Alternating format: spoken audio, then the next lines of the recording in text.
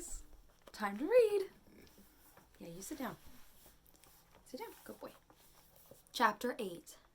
A good old-fashioned haunting. I take my time getting dressed, even though it means I'm missing first period. The first time I have ever cut class. It's turning into a full day at first. Ashley would be so proud of me, doing normal teenage things like lying to my mom and ditching. That is, she would be proud of me if she knew, but she doesn't know because she hasn't answered any of my texts. I didn't go so far as to say it was an emergency, because then she might have called my mom, and that wouldn't do me any good. So I just said I really needed to talk. I was kind of hoping she'd think it was about that hot guy, how she refers to Nolan, and call me back right away, but so far, no such luck. Before I walk out the door, I check my phone to find out the outside temperature. It's in the 50s, supposedly going up to the 60s. There's a chance of rain this afternoon, but what else is new? I'm going to need a scarf, I say out loud, wondering who's left in the house to hear me. Is the little girl gone? She couldn't have been killed last night, not if she was already dead. But maybe she was, I don't know, destroyed or something? Just the thought makes me shudder. I run up the stairs and into my room, searching for my favorite blue owl scarf. That's when I notice the checkerboard, right where it was when I got home from school yesterday, on the bed I didn't sleep in last night. I guess there's only one way to figure out if you're still here, I say sadly. I lean down over the board and slide one of the black checkers forward. I should be hoping that when I get back home later, the checkers won't have moved. If they're just as I left them, then maybe the girl ghost is gone. But part of me hopes I'll come home to a counter move instead. Freak, I mutter to myself as I close the bedroom door behind me. I walk to school slowly, going over the events of the past 24 hours in my head. Splash, splash. When we were 9, Ashley's mom took us to the pool at the local rec center. There was a nasty kid there, a bully, and Ashley and I knew enough to stay out of his way. But some little kid accidentally cut him in line for the bathroom, and the bully was so angry that he picked up the kid and tossed him into the deep end of the pool before anyone could move quickly enough to stop him. The lifeguard dove in and saved him, but before she could get to him, the little boy splashed around desperately, trying to keep his head above water, gasping for air. I never forgot the sound of it. I hoped I would never hear it again, and I never did, until last night. Splash, splash. I get to school just in time for visual arts, second period on Fridays. I sit down across from Nolan, particularly grateful when the warmth of being near him washes over me. You okay? He says, looking up from his collage. You don't look so good. I must blush crimson. Okay, I know I don't look good. I barely slept last night, and after Mom left, I was still avoiding the bathroom. I brushed my teeth in the kitchen sink and skipped a shower altogether, then ran to school through a fog of spitting, drizzling rain.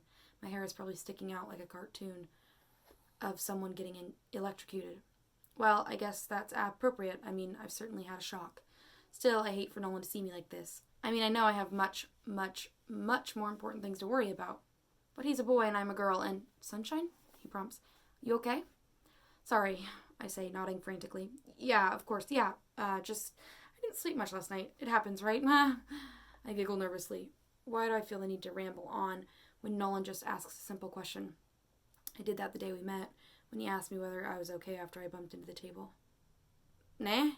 Nolan echoes. Yeah, I just say it sometimes when I can't think of something else to say. I expect Nolan to laugh at me, but instead he says, supercalifragilisticexpialidocious. I'm sorry? You know from Mary Poppins, a word used to say when you can't think of anything else to say. Exactly! I grin. I spent most of preschool carrying a Mary Poppins DVD like I thought it was a clutch bag.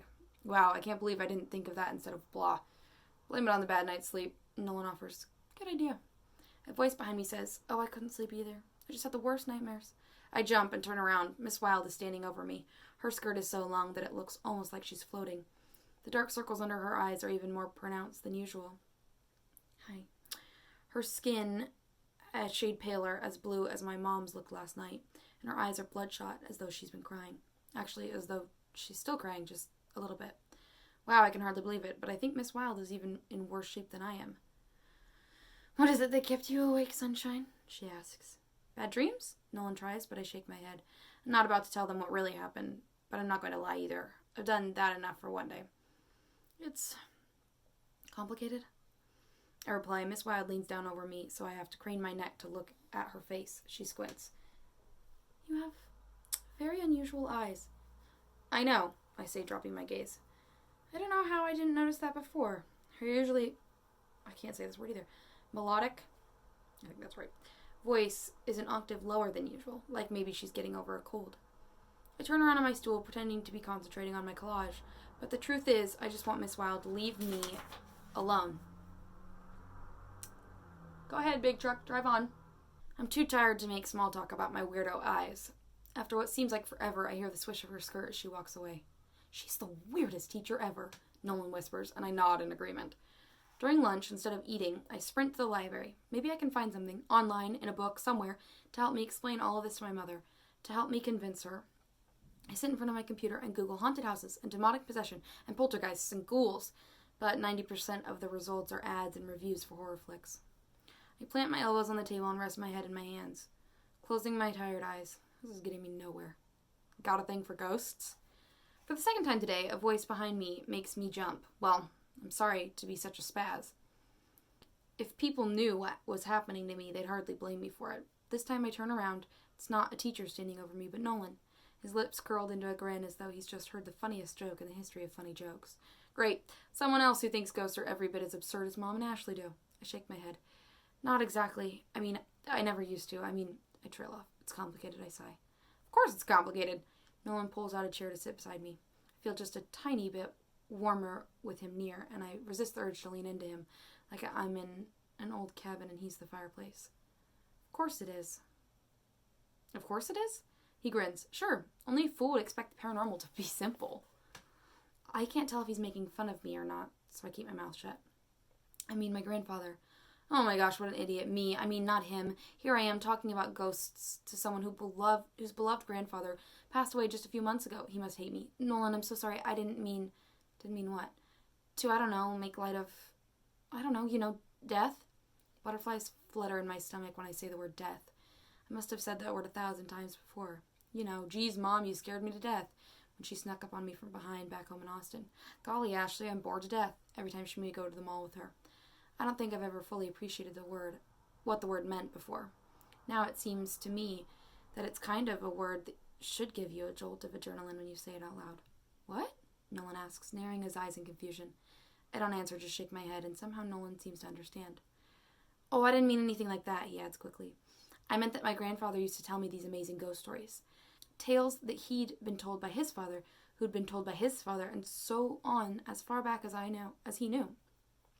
Stories of spirits and ghouls passed down from generation to generation, from one side of the country to the next.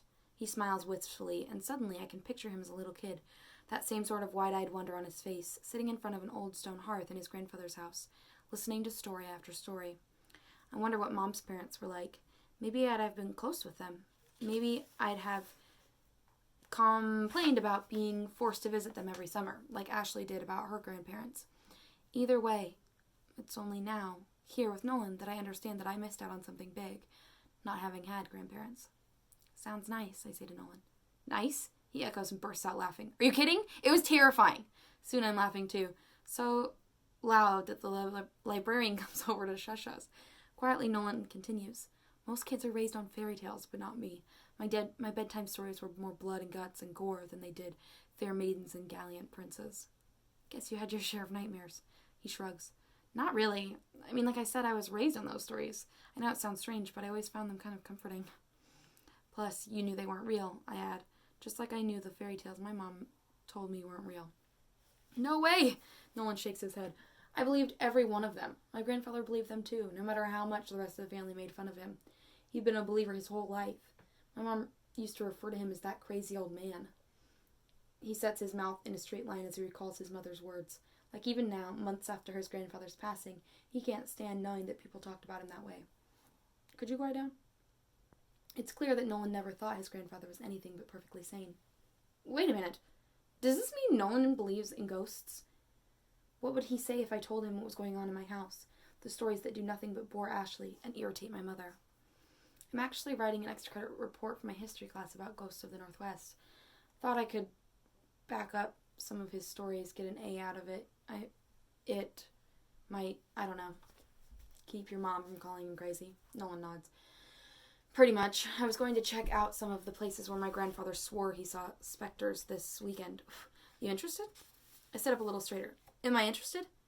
He means do I want to come with him, right? If Ashley were here, I'd have to step on her foot to keep her from squealing.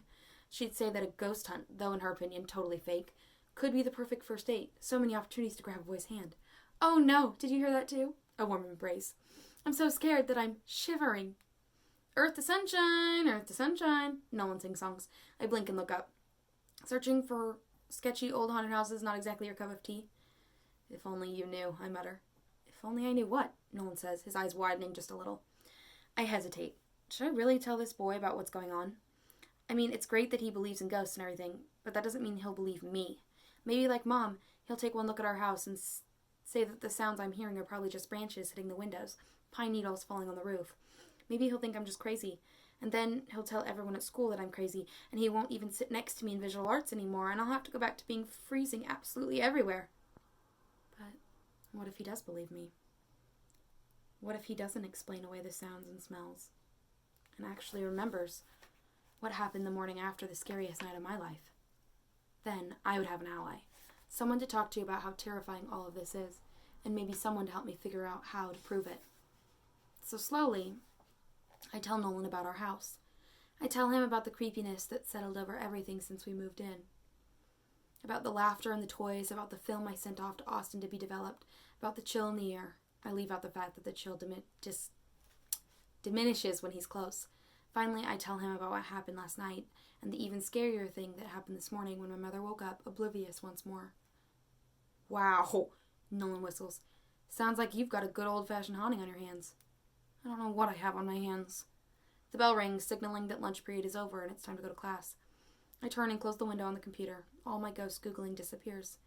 I pick up my bag from the floor and start to walk to class, but Nolan doesn't budge. What are you doing? I ask him. Waiting, he answers. Waiting for what? Waiting for you to invite me over after school today so I can help you try to figure out what's going on in your house. I'd invite myself, but I don't want to be rude. I grin. In my entire life, I've never been so relieved to issue an invitation. And yes, I know, issue an invitation is total Jane Austen speak.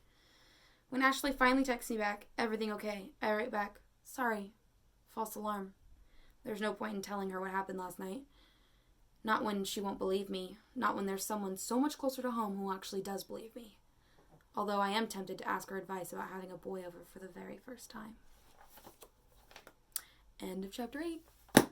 Join me next time.